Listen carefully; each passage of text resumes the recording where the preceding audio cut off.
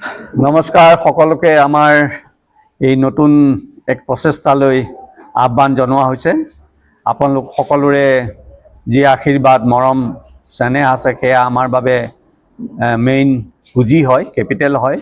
আপোনালোকে জানে আজি বহু বছৰ ধৰি গহপুৰত বিভিন্ন দিশৰ পৰা সমাজ সেৱাৰ উদ্দেশ্যে ৰাজনৈতিক প্ৰচেষ্টা চলাই অহা হৈছে, কিন্তু বিভিন্ন কাৰণত আমাৰ সেই ৰাজনৈতিক প্ৰচেষ্টা যিটো পৰ্যায় পাব লাগিছিল সেই পৰ্যায় পোৱা সম্ভৱ নহ'ল। বিভিন্ন কাৰণত আছে, ৰাজনীতি এনেও জটিল বস্তু।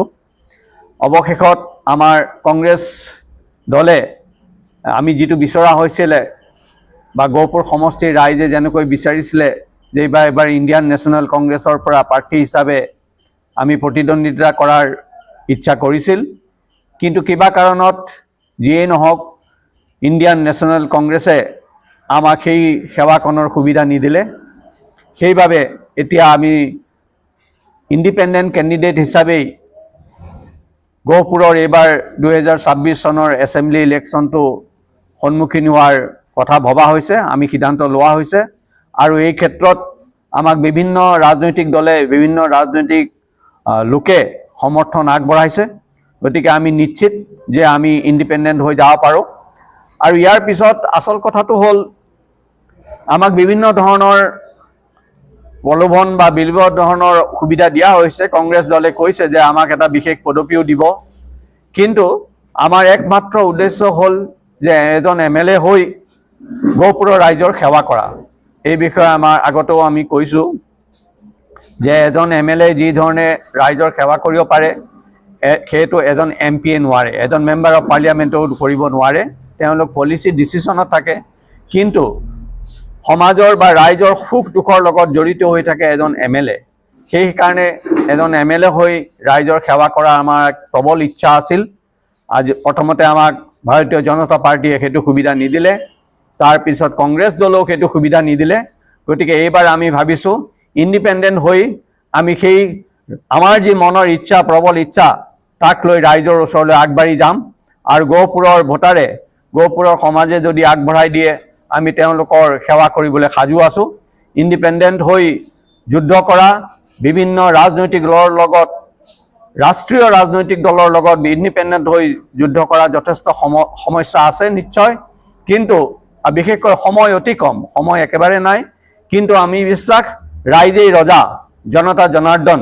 ৰাইজে যদি ইচ্ছা কৰে যাকেই ৰজা বিচাৰে তাকেই তেওঁ MLA বনাব পাৰে। আৰু সেইকাৰণে আমি ভাবিছোঁ এইটো অসম্ভৱ নহয়। আমি সম্পূৰ্ণ আশাবাদী আৰু আগবাঢ়ি যাবলৈ বিচাৰিছোঁ। আপোনালোক সকলোৰে আমাক সহায় সহযোগৰ প্ৰয়োজন হ'ব। ধন্যবাদ।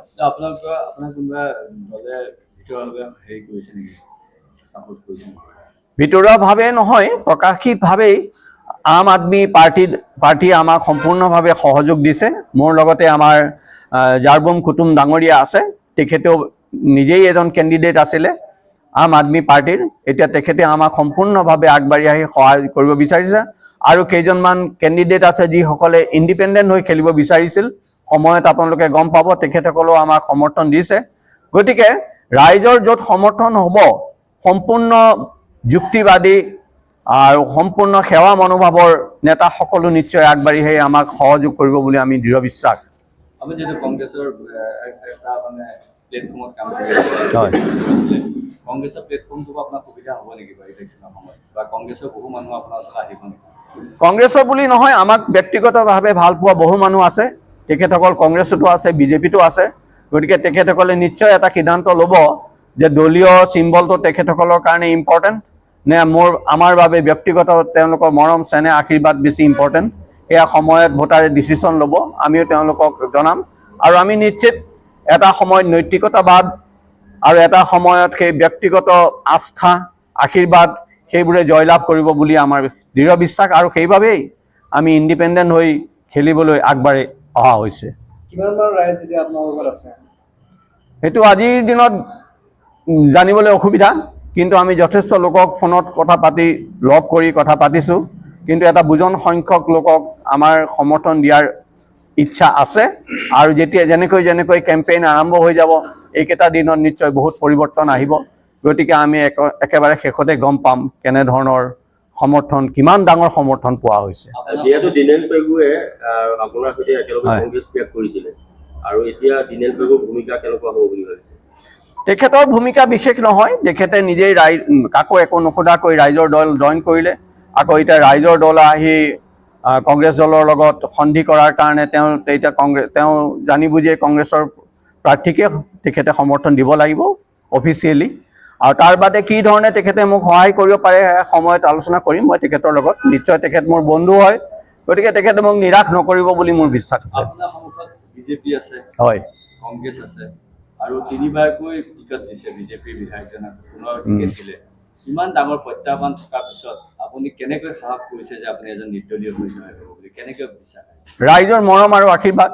আমি গহপুৰ আপোনালোকে জানে যোৱা প্ৰায় 5 বছৰ ধৰি গহপুৰৰ অলিয়ে গলিয়ে বিভিন্ন ঠাইত আমি ঘূৰি ফুৰিছোঁ, বিভিন্ন লোকৰ ঘৰলৈ গৈছোঁ, সেই লোকসকলৰ লগত কথা পাতিছোঁ। গতিকে ৰাইজৰ যি আশীৰ্বাদ আছে তাৰ সন্মুখত অন্য কোনো বল থাকিব বুলি মই নাভাবোঁ, আৰু সেইটোৱে আমাৰ সমল। আৰু এটা কথা আছে যে প্ৰায় এটা বস্তু চৰ্চিত হয় যে ক্ষমতা নেপালে বা আপুনি টিকেটটো নোপোৱাৰ কাৰণে দলৰ পৰা ওলাই আহিলে নিৰ্দলীয় হৈ খেলি উঠিছে। এই বিষয়ে আপুনি কি ক'ব? এইটো মই আগতেই কৈছোঁ যে আমাৰ এক প্ৰবল ইচ্ছা আছে সৰুৰ পৰাই সমাজৰ কাম কৰা। আপোনালোকে জানে চৰকাৰী চাকৰিত থাকোঁতেও 35 বছৰ চৰকাৰী চাকৰি থাকোঁতেও দিল্লী মাদ্ৰাছ চবতে চাকৰি থাকোঁতেও আমি ঘৰলৈ আহি ছুটি বন্ধত আমি ৰাইজৰ লগত লাগি আছিলোঁ। সেয়া আমাৰ এটা ভিতৰৰ এটা উৎসাহ, ভিতৰৰ এটা ইচ্ছা, আৰু সেই ইচ্ছাটো মই দেখিলোঁ এজন MLA সম্পূৰ্ণৰূপে কৰিব পাৰে, ইচ্ছা কৰিলে বহুত কাম কৰিব পাৰে। আৰু সেইকাৰণে ক্ষমতাৰ কথা নহয়, কিন্তু যিহেতু আমি এটা প্লেটফৰ্ম বিচাৰিছিলোঁ, ভাবিছিলোঁ আমি মানুহখিনি পাম, কৰ্মকৰ্তাসকল পাম, এটা ছাপোৰ্ট পাম, চেণ্ট্ৰেলৰ ছাপোৰ্ট পাম, চিম্বল পাম, ফ্লেগ পাম, এনেকুৱা ধৰণৰ কথাৰে আমি এটা প্লেটফৰ্ম বিচাৰিছিলোঁ, কিন্তু তেওঁলোকে কোনেও আমাক সেইটো সুবিধা নিদিলে। গতিকে এটা শেষ চেষ্টা দেখিছোঁ আমি স্বাধীনভাৱে দিয়াটো ভাল হ'ব। হয়, সেইটো নিশ্চয় আমি ভাবিছোঁ সোমবাৰে। নিৰ্দলীয় খেলিব ওলাইছে, আপোনাৰতো কিছুমান ধৰি লওক প্ৰতিশ্ৰুতি থাকিব ৰাইজৰ ওচৰত, কেনেধৰণৰ প্ৰতিশ্ৰুতি কি আছে মানে? যিখিনি প্ৰতিশ্ৰুতি আমি কংগ্ৰেছৰ প্ৰাৰ্থী হিচাপে দিবলৈ আমি সিদ্ধান্ত লৈছিলোঁ যে আমাৰ ৰাইজৰ উন্নয়নটোৱে মেইন কথা, উন্নয়ন হ'ব, আমাৰ সংস্থাপনৰ কথা আছে, নিবনুৱাসকলৰ বিশেষকৈ দক্ষিণ অঞ্চলৰ যি আমাৰ এই সমস্যাবোৰ আছে, বানপানীৰ সমস্যা আছে, আৰু এই আটাইবোৰ ৰাস্তা ঘাটৰ কথা আছে। এইখিনি সাধাৰণ, বিশেষকৈ মই আগতেও কৈছোঁ আমাৰ ইণ্ডাষ্ট্ৰীৰ দিশত নতুন নতুন ফেক্টৰী আৰু ইণ্ডাষ্ট্ৰীৰ দিশত আমি যথেষ্ট চেষ্টা কৰিম।